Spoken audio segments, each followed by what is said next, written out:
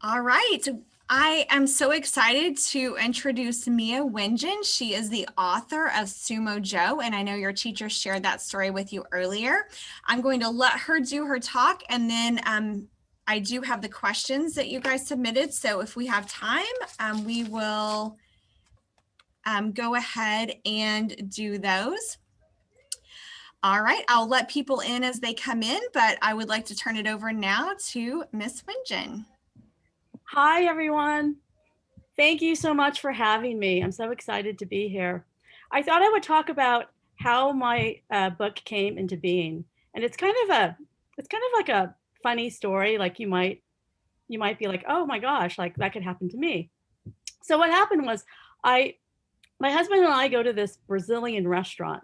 We used to go like once a week before COVID times, and it had this. It was just kind of like a not a fancy restaurant at all, kind of like a dive restaurant. It would have this like long buffet, where you can kind of choose your food and pick it out.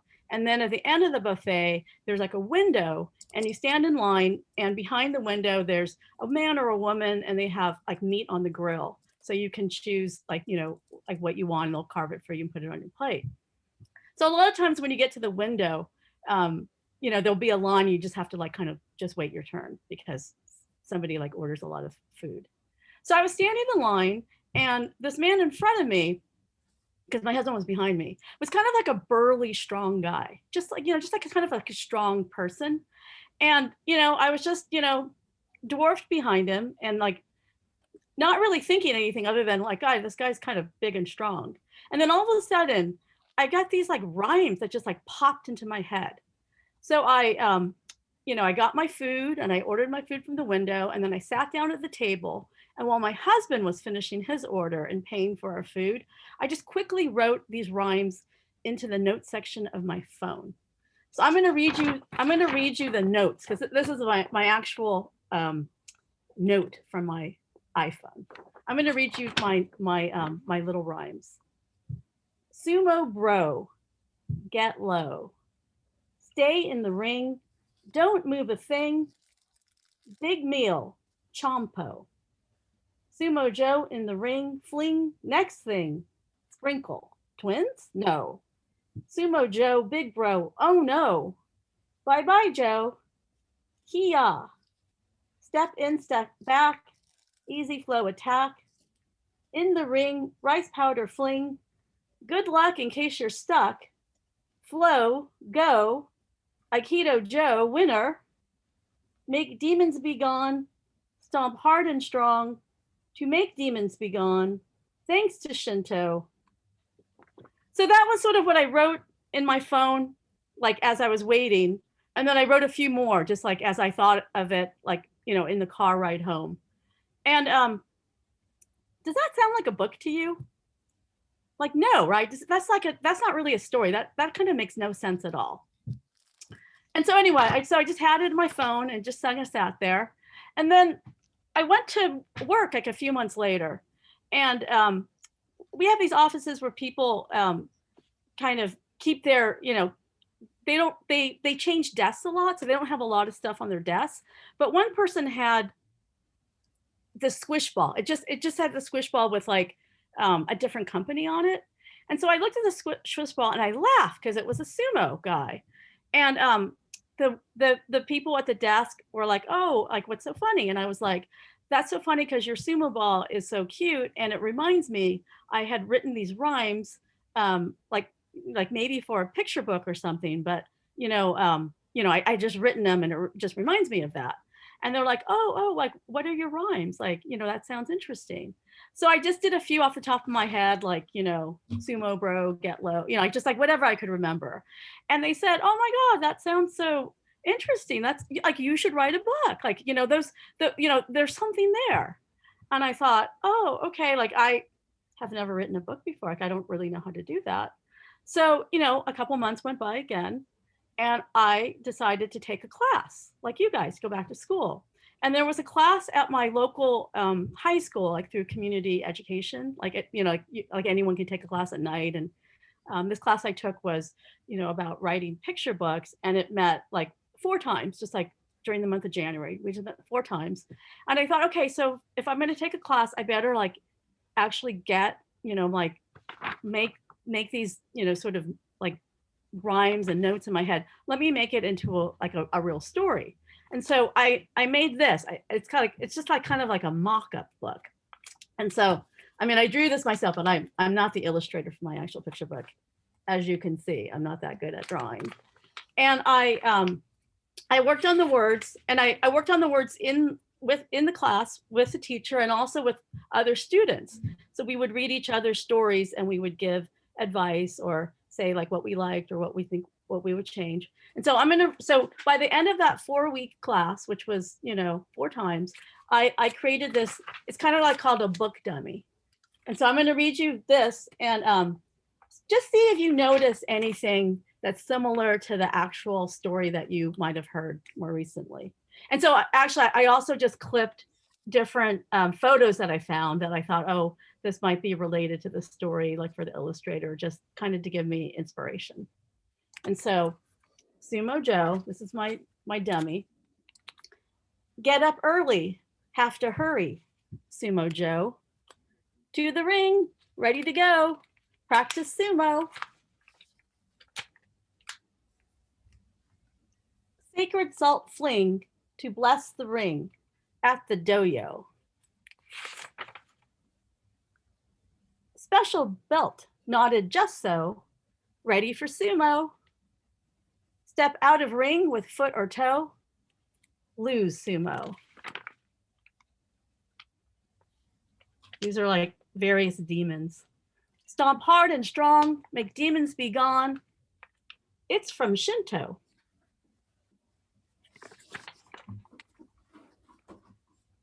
Who is here? Crept so near. Sumo Joe, is this your bro? Twins? No. Little sis, big bro. Meet Aikido Joe. She wants to play in her own way. Aikido versus sumo. Step in, step back, easy flow attack. Sumo Joe. Get in the ring. Oh, stay in the ring. Get low. Aikido Joe. Don't move a thing. Sidestep. Fling. Bye-bye, Joe. Aikido Joe beats Sumo Joe. Yeah. And then I had like a glossary. So anyway, so I had this little book dummy and it just kind of sat there after the class. And that was like the end of January. And then nothing happened. My daughter, who was in high school at the time, was like, I really like your story. You should try to get it published. And I was like, oh, I don't even know how to do that. But then I saw this competition on Twitter, and it was a publishing company. And they said, if you've never been published, you can send in your manuscript. And if you win, we'll publish your book. And I saw that and I still like, oh, I didn't do it. And finally in August, like 8 months later, right before I went on vacation, I was like, I'm just going to send it in because you don't have to write anything special. You just send it in with your name and like, where you're from. And so I just sent it in, like, because my daughter really encouraged me. And months went by. And then that was August. And then in January, I got this letter. Now, I can't see you, but raise your hand if you think I won the competition. Okay, I'm just imagining like maybe there's a few hands up. Oh, thank you, Brent. Well, in fact, I did not win the competition. So I got this letter and it said, Dear Mia, thank you for allowing our team to consider Sumo Joe, which was one of our finalists for the New Voices Award. Although your manuscript was not chosen as one of our winners, we think you have written an amusing story with believable characters and a thoughtful theme. And so they basically said, we didn't pick you, but we would like to offer you some editing help. Would you like that?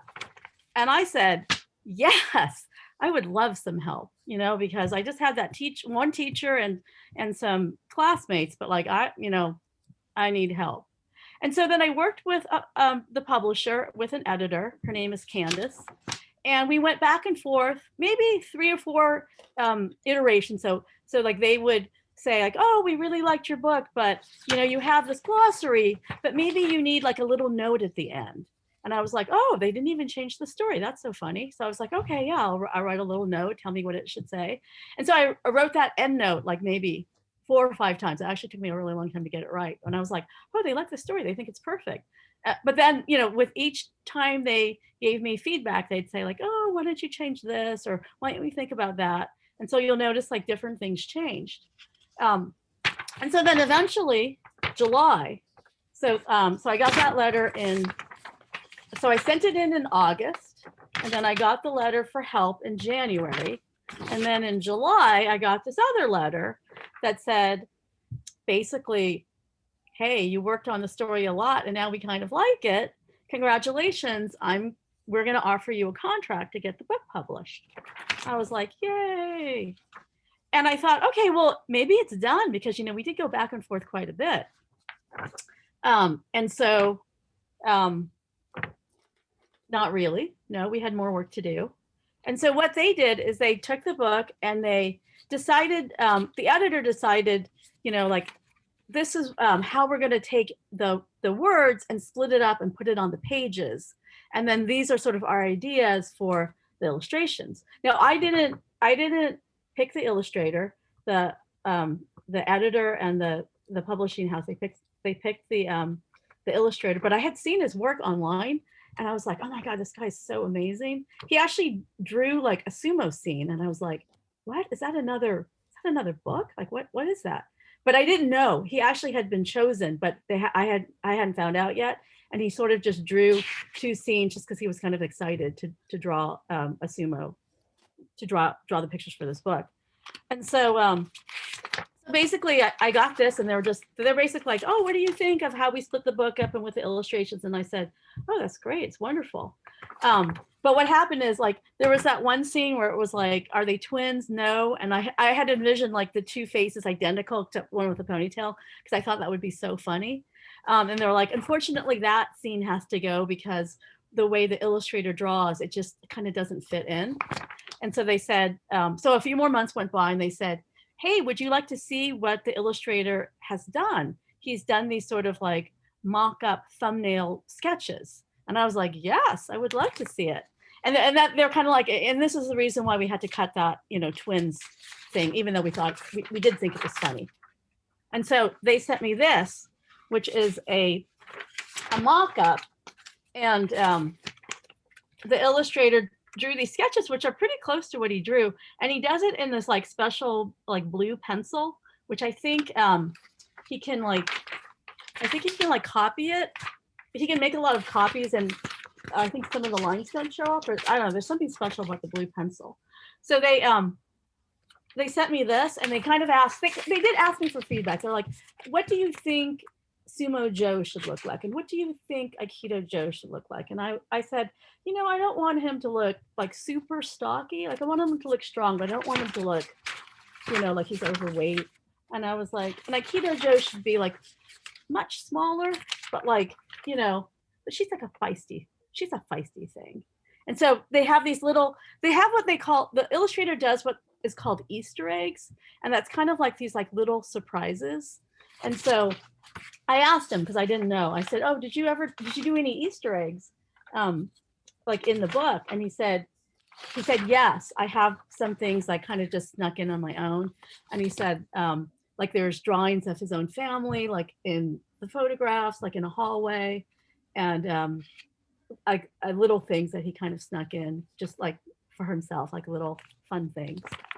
And so then I was like, okay, great. I love it. I don't have any feedback. I mean, and at this point, the illustrator and the author, we're not allowed to have any contact. And I think the reason why, like, if I have suggestions or things I don't like or feedback, then I would tell my editor and she would tell the illustrator, like if she wanted to, if she thought it was important.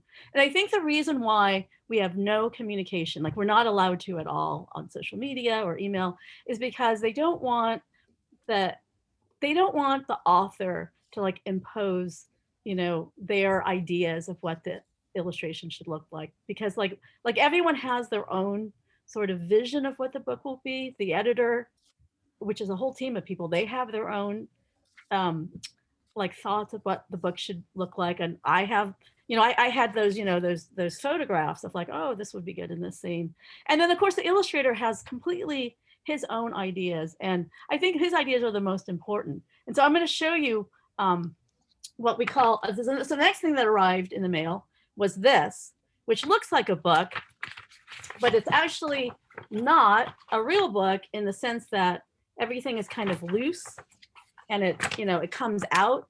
It's not like stapled together. There's no binding. And this is what they call an F and G.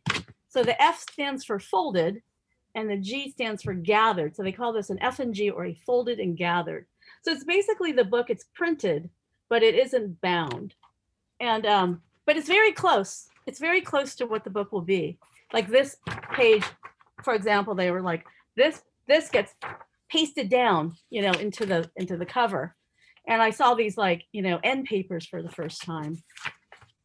And, literally this is the first time I'm seeing like these images. And so this was some of the Easter egg surprises that he put, because he was like this drawing of the family is actually like his grandfather. The father is his grandfather. And then he kind of sneaks in like, like different sumo images that he had thought of. But the biggest surprise for me was actually this very last end scene, the very last page, which is what the sticker is, the Kia. And the illustrator completely thought on his own, like, oh, it'd be so funny that they go from, this like, Aikido versus sumo, and in the end it just dissolves into a pillow fight. And I was like, oh my God, I didn't think of that at all. But I love it. It's so funny, So it's just, the picture book is really, what I didn't realize, it is a huge collaboration where I come with the words, but it's just the beginning because I get a lot of help to improve my words. And then the editor is sort of like the person in the middle that's coordinating everything and bringing in the illustrator. And then the illustrator really does like the equivalent of doing the words. He does the pictures in his own way. And so the end result was finally, it became a picture book. And I would say from start to finish, this was about 3 years. And yeah, so it's like so funny, right? It's just like standing in line in a restaurant, just waiting for once, not on my phone, and just getting these ideas and just typing them in. And so that's how I became a picture book author. I love that you explained the process, because I think sometimes, writing is very intimidating, even for grown-ups. I think we feel like, oh, we should just be able to sit down and write. And it definitely is a process of going, even with yourself, going back and forth, leaving it for a day, going back and revising and editing. So that is a very interesting part of your story. And how funny about your contest. And I think what I didn't realize as a writer is that revising actually is the main part of writing a book. It's like you can get your idea, like I had my idea, which is a bunch of rhymes, but like when you revise, and you don't always have to do it on your own, you can get help from your teacher, you can help from the people that sit at your table, you can get help from your friend. But with every little bit of input, your book gets better and better, and all these different ideas, it makes it better and better. And so the revision really is writing. Like if you can revise, you can write. And if you're willing to revise and revise and revise until, a bunch of people feel like it's ready, then you too could publish a book. And it doesn't have to be, like through a book publisher. It can just be, it can literally be your own, like mine. It can be your own mock-up, or it can be a book that you put on, on a school blog, or it can be something that you just print out on your printer. Maybe have a friend draw the pictures, or you draw your own pictures. It can be so many different things. But the thing is that like, it really isn't, a special gift or something I was born able to do. It was really just, getting the idea and like sticking with it, just like not, and there's times where I was just like, I wasn't going to do anything or I was kind of scared to do it. And so it's kind of nice even to share it with people who you think will cheerlead you. Like if my daughter didn't say, I think that would be a great picture book, you should send it in to that contest. And I was like, oh, I'm a little scared, you know? No, absolutely. That really ties in with some of the questions that the students submitted. Have you written other books, or has that inspired you to maybe write other books? So I actually, I'll show you a few of the others. I actually wrote some books before that. This was my first picture book, but I think my very first book was this book, which is How to Coach Girls. And it really is just like a manual for like parents who coach, sports for their children, about why it's different, to coach girls and how to keep girls in sports. Oh, and then I wrote another one that came out last year. And this is a book on like, if you want to get a scholarship to go to college from playing sports, this is like all the things that you need to do and think about. And then I wrote this book for Scholastic, and it's only through the book clubs. Like, I don't know if you get the flyers. Yes. And so this is just about Asian Pacific American heroes. And, some of them you don't even realize are Asian, like The Rock or Bruno Mars. And so I really had a lot of fun writing this. I actually have a similar book called Asian Pacific American Asian female athletes. And right now that's a Kickstarter book that I have going. And it's just about, it's the same format, but it's about all these women. Chloe Kim is one of them that's in both books, that have been amazing athletes of Asian Pacific American descent. And then I wrote this book, which is only an ebook, so I just have like a piece of paper for the cover. And it's really just like when people say, oh, I want to read more books that have diversity in it. These were my favorite books written by authors of the same ethnicity or minority perspective that wrote children's books, picture books, chapter books, middle grade, graphic novels. And I just have it indexed by different, religion, or ethnicity, or, just different themes. So if you want to find more books by, someone who is, Chinese American, I'll give you the list of books that were my favorite. And so, it was, each book is like a different way to write. And I would say that the picture book was the first time I ever did anything rhyming. Well, and I think, we read books for different reasons. Like sometimes we're reading something to learn, like a manual or instructions, maybe a textbook. And then sometimes we're reading something just for fun. And writing is the same way, right? Sometimes writing is an email or, maybe you're writing instructions. So I love that you pointed that out, that there are so many different, you have to write in different ways. So I think our students, and it's a different style of writing for sure in those different formats. Yeah, I honestly think the picture book was the hardest for me to write, whereas like writing like biographies of people I'm excited about, that wasn't that hard, or getting advice and then putting it all in one book. To me, like, because I was always a blogger for 10 years, that seemed to me like that's kind of what I did on my blog. And so a lot of it is just like what you're used to doing, what you're comfortable with. Right. But it's never too late to try something new, right? I mean, you had written books in other ways, and then you decided to try the children's books or the picture book. So that's really I think the thing is, that's exactly right. It's just to not to be scared to try something new, and for it to be like not great in the beginning. Like my initial thoughts like that made no sense whatsoever, Absolutely. Do you have time for a couple of more questions? Oh yeah, sure. As many as you guys have time for. Let's see. So a lot of these you covered, so I'm just looking through really quickly. The hardest thing about being an author, would that be the revising, or maybe having someone else revise? How was it to take those edits from someone else, maybe when you felt like, oh, that's my work, you feel such ownership over that? Was that hard to have someone else edit your writing? I mean, I actually loved getting the feedback because I'm really new to writing, especially picture books.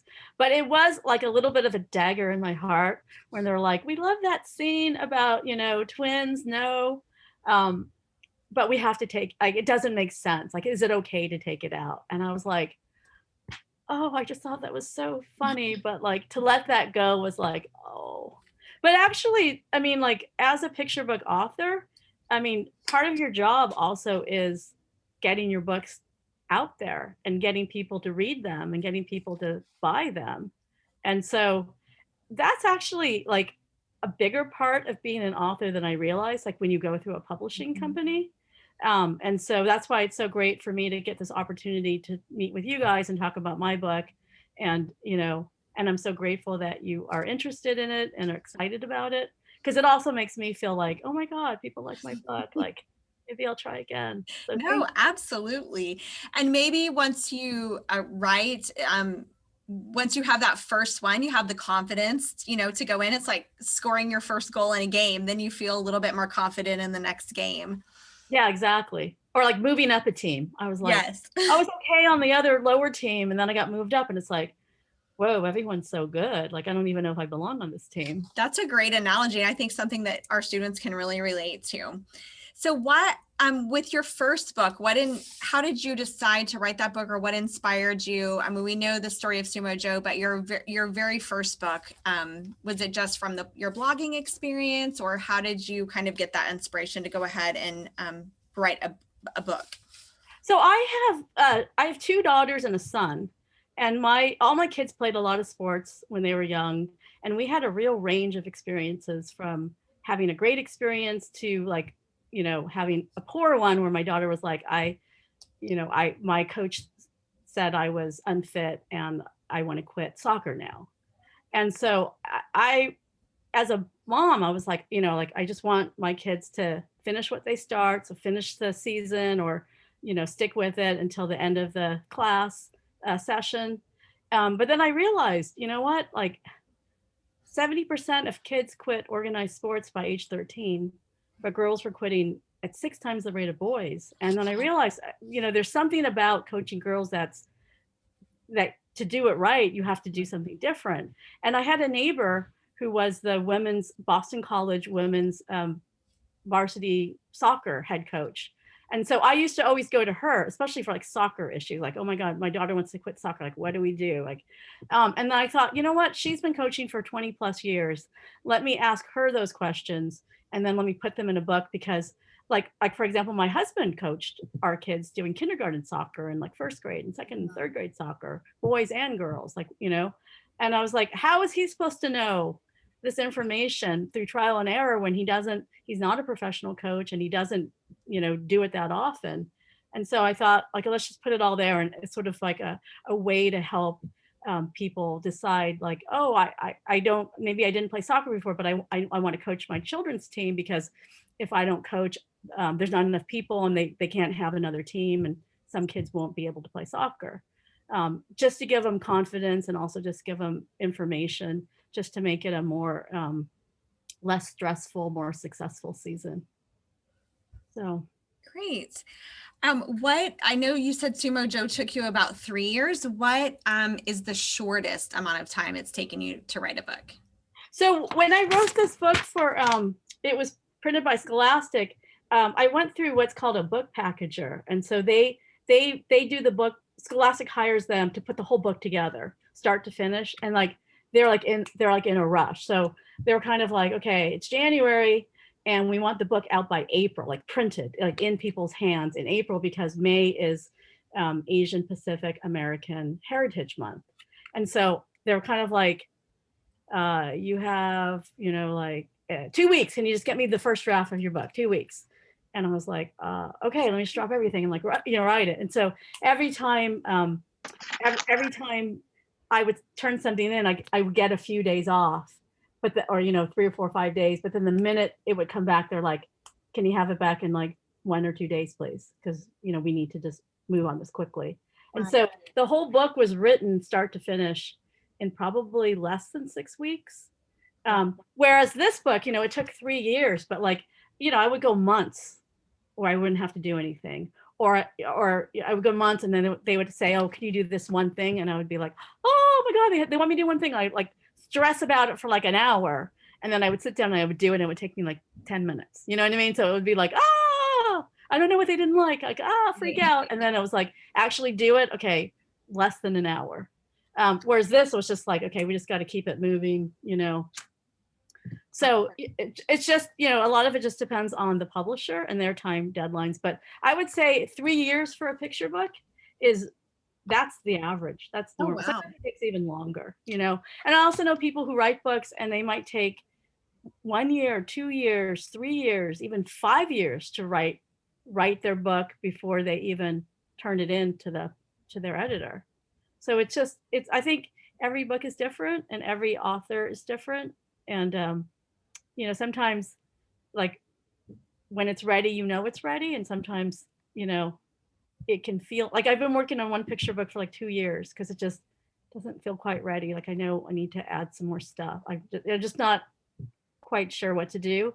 Because like for me, like I got the story in 2 sittings. So like when I sat down and I wrote the story, I wrote it halfway. And then I went off and I did things for a couple of days. And then when I was walking my dog, like, you know, we do an hour walk in like, you know, like in a forested area. All of a sudden I got the idea like, oh, I should introduce a new character, call her Aikido Joe and be her little sister. And they can have this like competition because otherwise like what's going on with the story. And so as soon as I thought that, I was like, boom. And then I sat down and I wrote the rest of it. But like, I didn't get the full story until like I wrote part of it. And then I had to sort of think about like, okay, that's not a full, like there's not enough going on. Like what happens next? Like, I don't know what happens next. Right. So. Okay. So another question is, before you were a blogger and an author, did you have a different career? Oh yeah, thank you for asking. I actually was an entrepreneur. So I started a business with 2 friends in a dormitory in college. That was like 35 years ago. Right. And so for a long time, I had a business to run, which was placing people who were creatives. So people who did graphic design or designed websites or wrote, you know, ads for, you know, for TV or for magazines. We would place these people into companies where they would work like on a temporary basis. So I did that for, that company's like 35 years old. Oh. It's called Aquint. And I think we do have an office in Dallas. Very cool. Yeah. Very cool. So you're still you still do that as well. Yes, just like on a smaller basis. Right. Right. When my second daughter was born and she's 18, I stayed home full time to take care of my kids. And so when my youngest, who is 2 years younger than her, when he was in preschool, when he was in 5, that's when I finally decided like, oh, I have a little bit of time now and I want to do something besides taking care of my kids. And that's when I started blogging. Very cool. Let's see. Have you gotten to meet any of the people that you've written about, like in your heroes books, or have you any of the books that you wrote for Scholastic? Actually, Nikki Nakayama, I met her at her restaurant. This is before I even put her in the book. Oh, cool. But I think she's the only one. I actually, not all of these people are still with us. Right. I think four of them are have passed away. But I have reached out to them, and they don't always respond. You know, I send them emails, and I send them, like, I tag them on Twitter, like, "Hey, I put you in my book." Yeah, so I'm excited for, you know, The Rock to respond with me. I'm still waiting. Well, I haven't given up hope. Let us know if he does. We'll Zoom with you if he agrees to meet with you. I'll tell him, like, I have these great kids for you to meet. But for my new book, which is Asian American female athletes, I actually have been in contact with 3 of them. Sure. So that's been amazing. One of them's a marathon runner. One of them is a swimmer, and one of them is a Olympic soccer player. Awesome. Yeah, so that's been fun.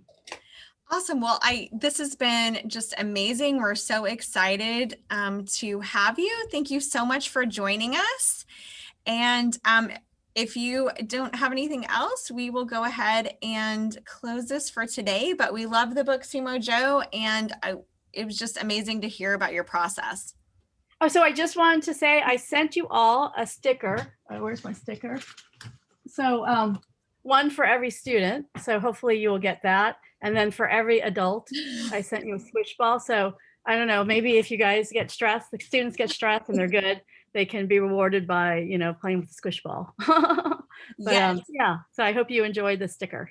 Thank you so much. Thank you. Thank you for having me. Absolutely. We will, I will definitely tag you on Twitter. So now we've met face to face and, or at least screen to screen. So we are very excited and we really appreciate your time joining us today. Well, thank you again. All right, fifth graders, I hope you enjoyed that. Have a great rest of your day.